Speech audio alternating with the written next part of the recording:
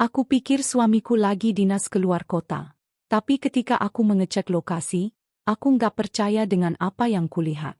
Dia ada di tempat yang tak pernah aku bayangkan, bersamanya seorang wanita. Pagi itu, aroma kopi memenuhi dapur rumah sederhana di kawasan Depok. Rani berdiri di depan meja makan, menyiapkan sarapan sambil tersenyum kecil. Sayang, telat nanti kalau nggak berangkat sekarang, katanya lembut sambil melirik jam dinding. Dimas keluar dari kamar dengan kemeja biru rapi, koper hitam di tangan. Senyum di wajahnya terlihat, tapi matanya kosong. Aku cuma seminggu kok, ke Bandung. Ada proyek baru yang harus aku tangani, ujarnya sambil mencium kening Rani cepat-cepat. Rani memegangi tangannya. Kamu yakin cuma seminggu? Soalnya minggu lalu juga dinas, Mas. Dimas tertawa kecil, tapi nada suaranya kaku. Namanya juga kerja, Ran. Kadang capek, tapi demi kita juga kan? Rani mengangguk pelan, mencoba menahan rasa sepi yang selalu datang setiap kali suaminya pergi. Ia menatap koper yang tergesa ditutup Dimas.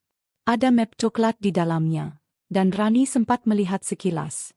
Bukan dokumen kantor, tapi selembar foto seorang wanita muda. Mas, ini siapa? Tanyanya ragu. Dimas langsung menutup koper. Klien, jangan kepo deh. Aku buru-buru, nanti telat. Nada suaranya meninggi, membuat Rani terdiam.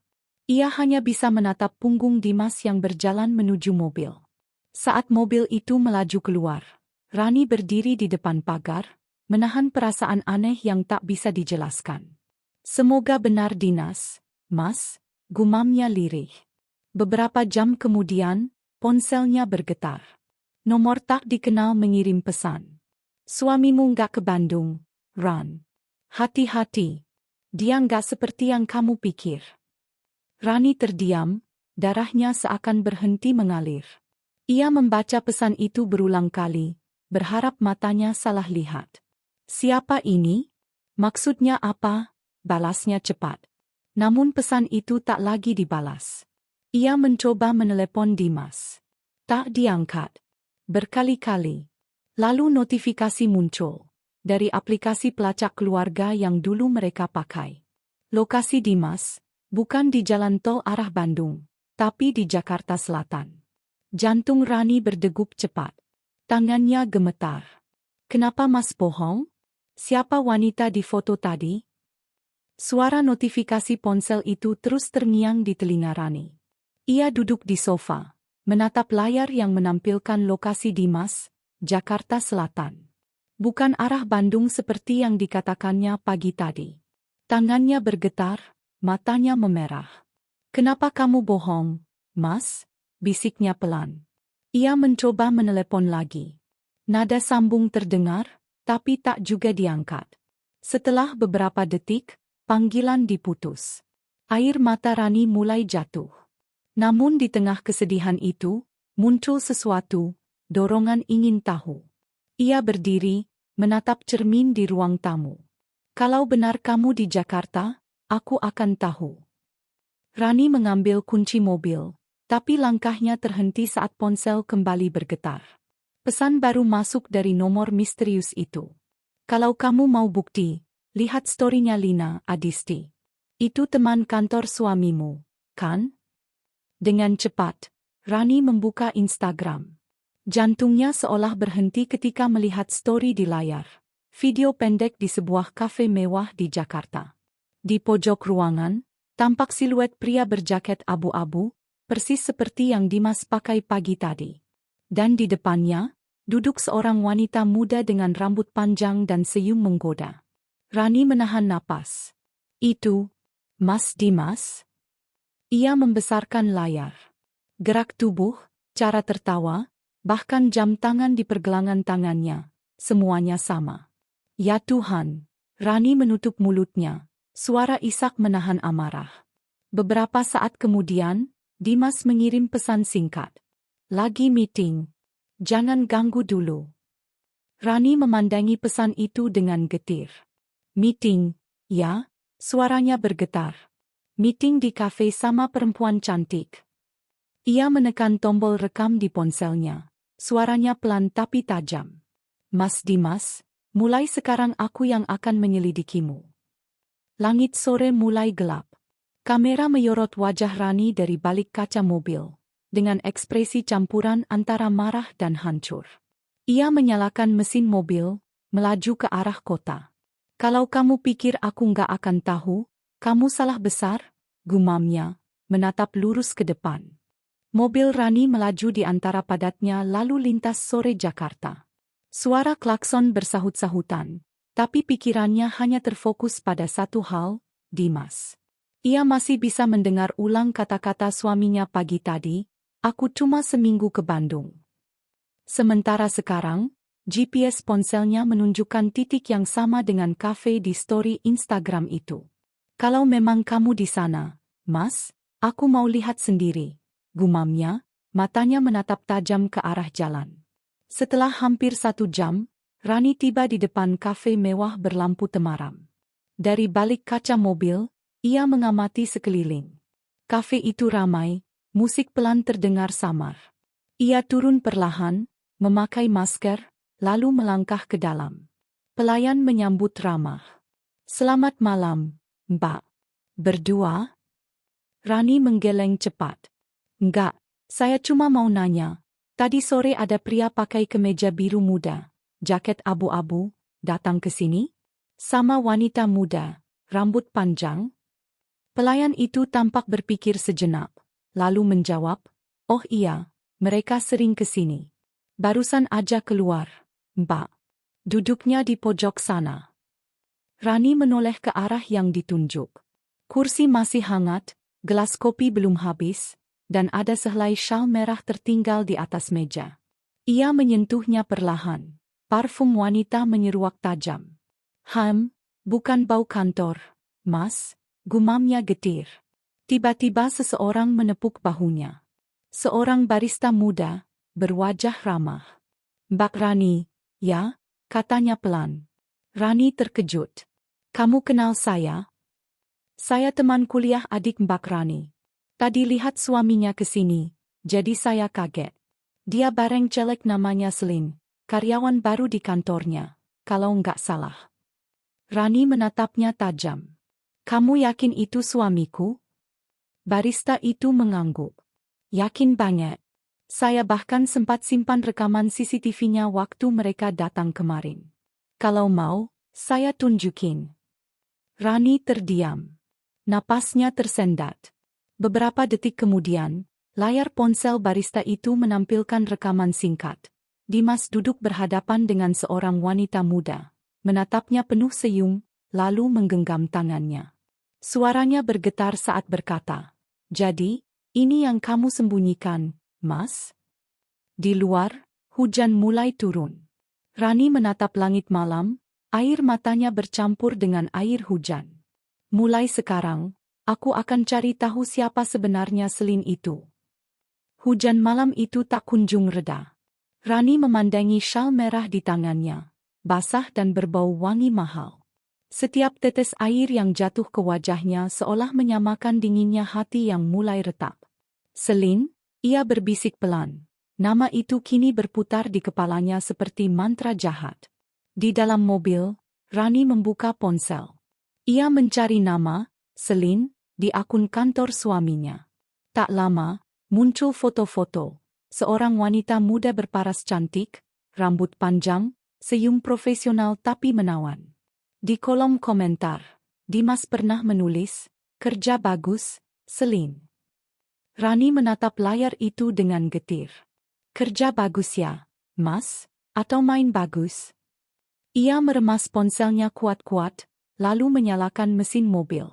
Hujan belum berhenti, tapi hatinya sudah tak sabar.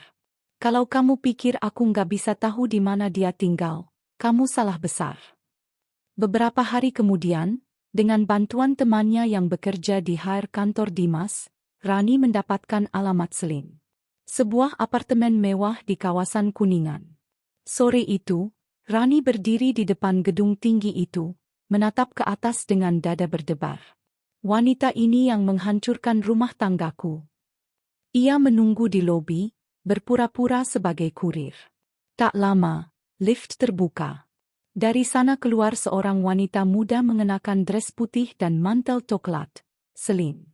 Rani terpaku. Ia bahkan lebih cantik daripada di foto. Celine menatap Rani sekilas, tersenyum ramah tanpa tahu siapa yang berdiri di depannya. "Permisi, Mbak. Saya buru-buru," katanya sopan, lalu melangkah cepat ke arah parkiran bawah. Rani menatapnya, lalu mengikuti dari kejauhan. Di parkiran, langkah Rani terhenti. Mobil hitam Dimas terparkir di sana. Plat nomornya jelas. Ia menutup mulutnya menahan isak. "Mas Dimas, kamu benar-benar di sini." Celine membuka pintu mobil, masuk dengan tenang.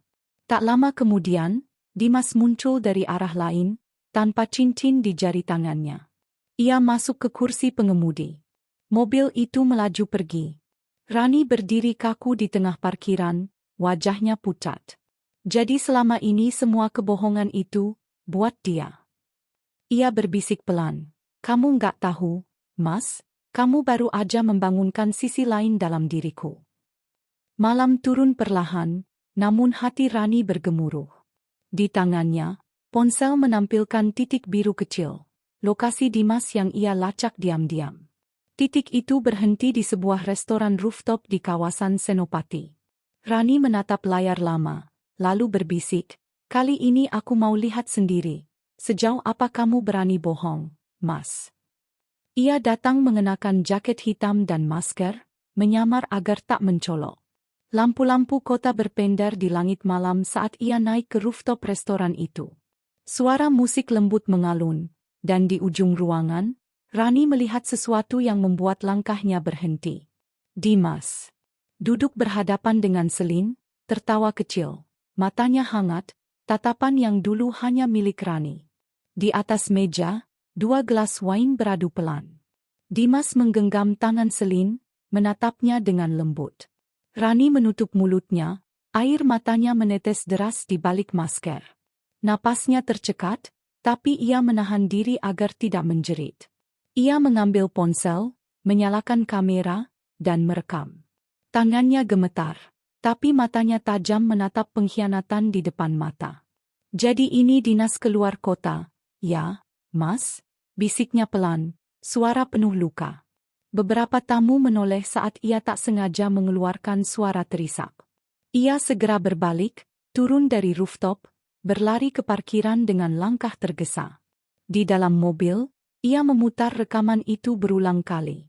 Genggaman tangan, senyum, tawa Dimas, semuanya menghancurkan hatinya sedikit demi sedikit. Air matanya jatuh ke layar ponsel. "Kenapa, Mas? Kurang apa aku? Apa semua tahun yang kita jalani cuma sandiwara?" Ponselnya tiba-tiba berdering. Nama Dimas muncul di layar. Dengan tangan gemetar, Rani menjawab. "Halo," suaranya serak. "Ran," suara Dimas terdengar berat. "Kamu di rumah, kan?" Rani terdiam. Napasnya tak beraturan. "Kamu di mana sekarang, Mas?" "Habis makan malam sama klien." "Kamu kenapa?" Rani tertawa lirih, getir. "Klien, iya." "Ran, aku serius kerja. Jangan mulai curiga aneh-aneh." "Baiklah, Mas. Tapi nanti kalau pulang, aku pengen lihat bukti kerjaanmu, ya." Dimas diam sejenak, lalu menjawab pendek, "Iya." Sambungan terputus. Rani menatap bayangannya di kaca mobil, wajahnya lelah dan dingin. "Kalau itu yang kamu mau mainkan, aku akan ikut main, Mas. Tapi ingat, aku bukan istri yang bisa kamu bodohi 2 kali." Beberapa jam kemudian, ponselnya bergetar lagi. Satu pesan masuk dari Dimas. "Aku tahu kamu tahu, Ran. Kita harus bicara." "Baik, Mas, aku juga ingin bicara. Tapi kali ini, kamu yang akan mendengarkan." Malam itu rumah terasa sunyi. Hanya suara detak jam dinding yang terdengar samar. Rani duduk di ruang tamu, menatap pintu dengan wajah tegang. Pesan Dimas beberapa jam lalu masih terngiang di kepalanya. Aku tahu kamu tahu, Ran. Kita harus bicara. Tak lama kemudian, suara mobil berhenti di depan rumah. Rani menarik napas panjang. Pintu terbuka. Dimas berdiri di ambang, wajahnya letih tapi tatapannya tajam. Mas pulang juga akhirnya, ucap Rani datar, tanpa menoleh. Dimas menaruh tasnya. Aku capek, Ran. Bisa nggak nanti aja? Capek? Aku juga capek, Mas. Capek nunggu penjelasan dari suami yang bilang dinas tapi malah dinner romantis sama celek lain. Dimas menghela napas berat. Kamu salah paham. Rani berdiri, matanya berkilat menahan marah. Salah paham? Aku lihat sendiri, Mas. Aku tahu tempatnya, tahu siapa cueknya, Selin. Nama itu membuat Dimas terdiam. Rani menatapnya tajam. Jawab, Mas. Siapa dia buat kamu? Dimas menunduk sejenak, lalu berkata pelan, dia bukan siapa-siapa.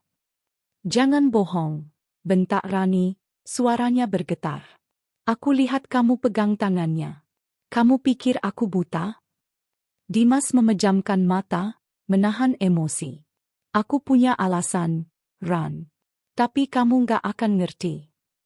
Coba jelaskan dulu sebelum kamu mutusin apa aku ngerti atau enggak. Suasana memanas. Hujan di luar mulai turun deras, menyatu dengan suara tangisan Rani. Dimas akhirnya berkata dengan suara rendah, nyaris tak terdengar. Selin, dia datang karena butuh bantuan. Aku cuma pengin bantu. Rani menatap sinis. Bantu?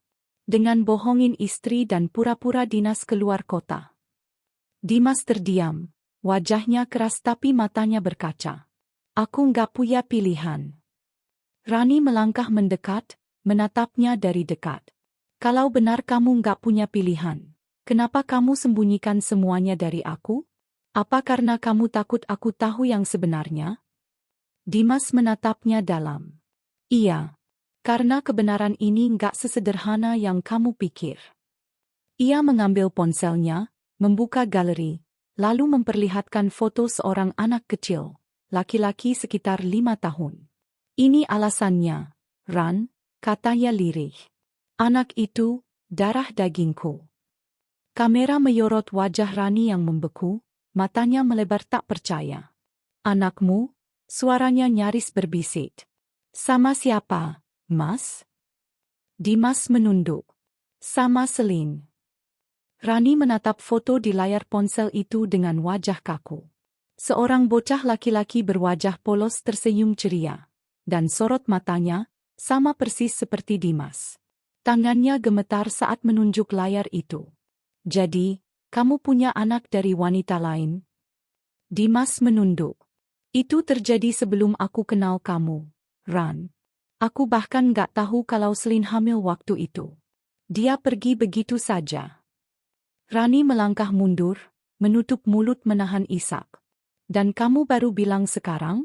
Setelah aku lihat sendiri kamu jalan sama dia? Aku nggak mau kamu salah paham. Suara Dimas berat, matanya memohon. Aku ketemu Selin lagi beberapa bulan lalu. Dia bilang anak itu sakit keras. Aku cuma pengin bantu biaya pengobatannya. Rani tertawa getir. Bantu? Tapi caramu salah, Mas. Kamu bohong. Kamu sembunyi-sembunyi. Kamu buat aku kayak orang bodoh. Dimas menatapnya dengan mata basah. Aku takut kehilangan kamu, Ran. Aku tahu kalau aku jujur dari awal, kamu nggak akan sanggup dengarnya. Rani mendengus sinis. Dan kamu pikir sekarang aku sanggup? Setelah lihat semua kebohongan ini. Suasana hening. Hujan di luar makin deras, membasahi jendela. Rani menatap ke arah luar, matanya kosong. Berapa lama kamu simpan rahasia ini? Dimas menjawab lirih, hampir setahun.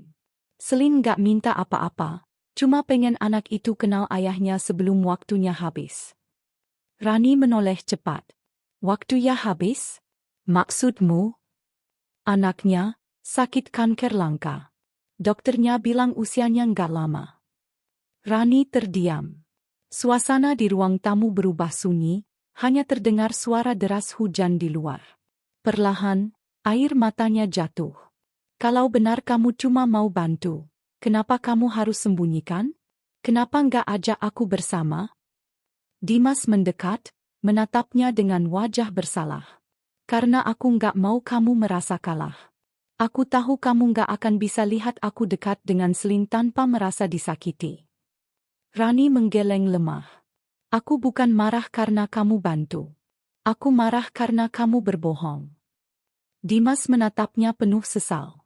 Aku janji, mulai sekarang gak akan ada yang aku tutup-tutupi lagi. Namun saat ia berkata begitu, Rani melihat secarik kertas jatuh dari tas Dimas. Ia membungkuk, mengambilnya. Sebuah tiket pesawat, 2 penumpang, Dimas Ardiansyah Selin Putri. Tujuan, Singapura. Rani menatapnya tajam, suaranya bergetar. Jadi kamu masih bohong, Mas? Rani berdiri di depan kaca, menatap wajahnya sendiri yang pucat dan penuh amarah. Tiket pesawat di tangannya, Dimas dan Selin ke Singapura. Hatinya seperti diremas. Jadi selama ini semua cuma sandiwara, ya, Mas? Gumamnya lirih, matanya berkaca-kaca. Suara hujan di luar seperti ikut menahan napasnya. Ia menatap ponselnya, memutar ulang video Dimas dan Selin di kafe. Genggaman tangan itu terus menghantuinya. Rani meremas ponsel sekuat tenaga. Kalau cuma mau bantu anaknya, kenapa harus sembunyi-sembunyi? Kenapa nggak ajak aku? Rani memutuskan untuk mencari jawaban sendiri. Ia menghubungi seorang teman dekat yang bekerja di kantor Dimas, mencoba menyusuri semua jadwal dan rapat palsu yang Dimas buat. Jadi, memang nggak ada dinas ke Bandung, kan? Tanya Rani tanpa basa-basi. Temannya mengangguk. Iya, Ran. Semua itu cuma alasan dia. Aku lihat juga beberapa chat dengan Selin, mereka sering ketemu diam-diam. Rani menelan ludah. Jadi bukan cuma di kafe tadi malam? Temannya mengangguk lagi. Lebih dari itu, Ran. Ada rencana ke luar negeri. Aku nggak tahu detailnya, tapi mereka siap pergi. Hati Rani panas. Ia memandangi ponselnya lagi. Siapa bilang aku nggak bisa ikut main? Kalau kamu pikir bisa bohong terus, kamu salah, Mas. Malam itu Rani tak tidur. Ia menyiapkan rencana, menelusuri jejak Selin di media sosial, mencari alamat, dan bahkan nomor telepon kerabat dekat. Setiap detail dicatatnya. Ia menatap kalender di dinding kamar. Besok, aku akan tahu semua. Keesokan harinya, Rani menyamar dan menyusul Selin ke sebuah apartemen mewah di Kuningan. Dari kejauhan, ia melihat Dimas menunggu di mobil. Hatinya tercekik, antara marah, sakit, tapi juga sedikit lega karena akhirnya tahu di mana suaminya. Selin keluar, membawa koper kecil. Ia tersenyum ramah pada Dimas. Siap berangkat? Tanyanya lembut. Dimas mengangguk. Iya, semoga semua berjalan lancar. Rani menelan air liur. Ia merasa seluruh dunia runtuh sekaligus menyalakan bara kemarahan yang tak terkendali. Jadi selama ini, Mas, semua ini untuk anaknya?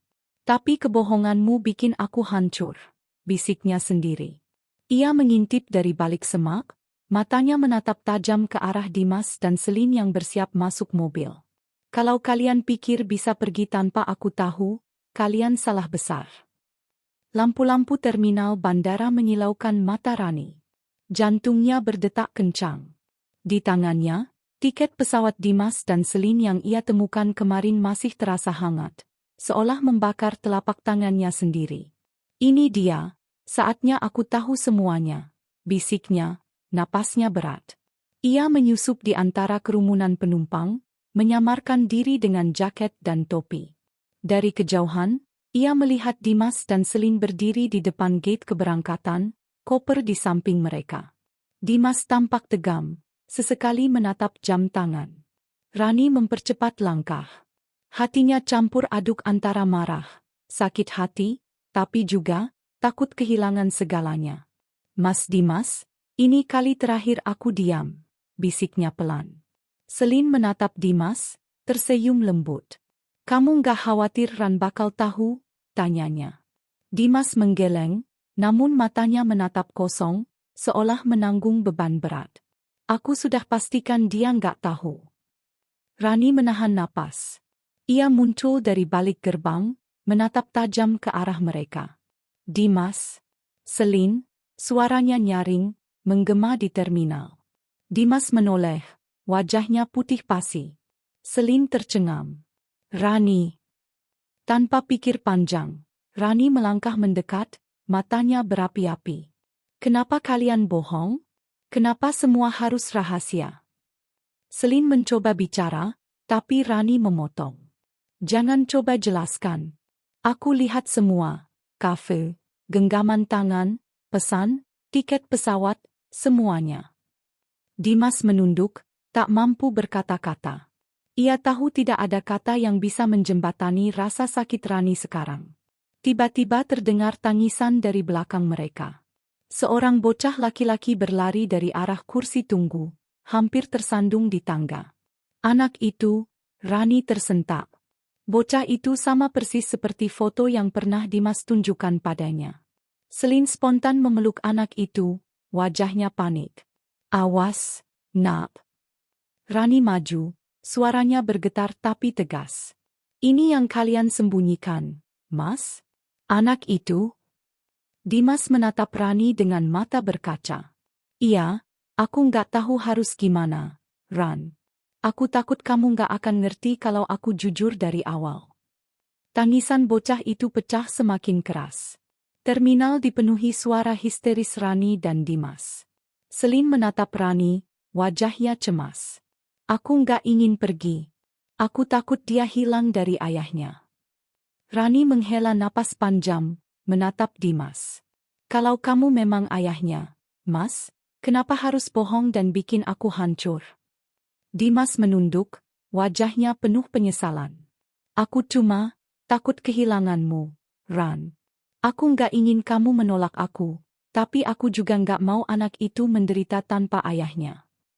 Rani menatap kedua sosok itu, air matanya menetes.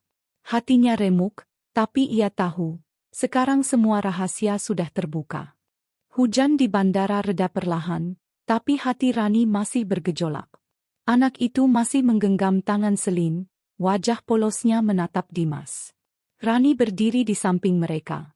Napasnya terengah, air matanya belum kering. Dimas menunduk, menatap Rani dengan mata berkaca. Ran, aku tahu aku telah menghancurkan hatimu. Aku takut kehilanganmu. Rani menahan air mata. Kalau kamu takut kehilangan aku, kenapa harus bohong? Kenapa semua harus rahasia? Selin menggenggam koper anak itu, wajahnya pucat. Aku nggak ingin pergi, takut anak ini jauh dari ayahnya. Tiba-tiba terdengar suara tangisan keras dari anak itu. Ia terjatuh hampir tergelincir di parkiran terminal. Dimas dan Rani spontan berlari. Dimas menangkap anak itu dengan cepat. Rani menatap mereka dengan campuran amarah dan lega. Ini yang selama ini kamu sembunyikan dari aku, Mas? Suara Rani bergetar. Dimas mengangguk pelan, napasnya berat. Aku nggak tahu harus gimana, Ran. Aku ingin jujur dari awal, tapi aku takut kamu menolak aku, dan aku takut anak itu menderita tanpa ayahnya. Rani menatap Dimas panjang, air matanya menetes. Ia tahu seluruh rahasia akhirnya terbuka. Hatinya sakit, tapi ada juga rasa lega karena tidak ada yang tersembunyi lagi. Selin tiba-tiba tersandung di parkiran, dan mobil yang lewat nyaris menabraknya. Rani spontan menahan tangan Selin. Namun sebelum ada yang bisa bereaksi, Selin kehilangan keseimbangan dan terjatuh dari tangga parkiran. Selin, teriak Rani, berlari ke arahnya. Dimas ikut cepat mendekat, tapi semuanya terlambat. Selin terbaring tak bergerak. Anak itu menangis keras, memanggil ibunya. Para medis datang cepat dan membawa Selin ke ambulans. Hati Rani dan Dimas hancur, namun mereka tahu anak itu selamat. Beberapa jam kemudian, Di rumah sakit, dokter datang. Anaknya aman. Tapi ibu mengalami cedera serius. Harap tetap tenang. Rani menatap Dimas, suaranya pelan. Jadi ini, cara hidup kita sekarang? Setelah semua kebohongan dan rahasia ini. Dimas menggenggam tangannya. Aku janji, Ran, tidak ada lagi kebohongan. Mulai sekarang, hanya kita dan anak itu. Aku ingin menebus semuanya. Beberapa minggu kemudian, Selin meninggal akibat komplikasi, namun anaknya selamat di tangan Dimas dan Rani. Rani menatap anak itu, menahan air mata. Ia menggenggam tangan Dimas. Ia tersenyum lemah, lalu berkata, "Aku akan menjaga dia, dan juga kamu, Mas. Tapi jangan pernah lagi bohong padaku." Dimas mengangguk, matanya basah. "Aku janji, Ran. Tak akan ada lagi rahasia." Kisah Rani dan Dimas benar-benar penuh drama. Ya, dari kebohongan yang menghancurkan hati, rahasia masa lalu yang muncul, sampai perjuangan menyelamatkan anak dan menebus kesalahan, kita diajak merasakan betapa rumitnya cinta, kepercayaan, dan pengampunan. Bohlam listrik pesan dari cerita ini. Kadang, kebohongan sekecil apapun bisa merusak hubungan. Kejujuran, komunikasi, dan keberanian menghadapi masalah adalah kunci agar cinta tetap bertahan. Dan meski terluka, memberi kesempatan untuk memperbaiki kesalahan bisa membuka jalan bagi harapan baru. Pakupin kalau kalian setuju dengan pesan ini. Jangan lupa untuk like video ini. Balon ucapan tulis juga pendapat kalian di kolom komen. Apakah kalian akan memaafkan seperti Rani?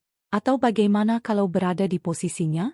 Tanda centang putih tebal. Jangan lupa subscribe channel ini dan aktifkan notifikasi, supaya kalian nggak ketinggalan kisah drama berikutnya yang penuh emosi, misteri, dan twist tak terduga. Terima kasih sudah menonton, dan sampai jumpa di video selanjutnya. Hati berkilau.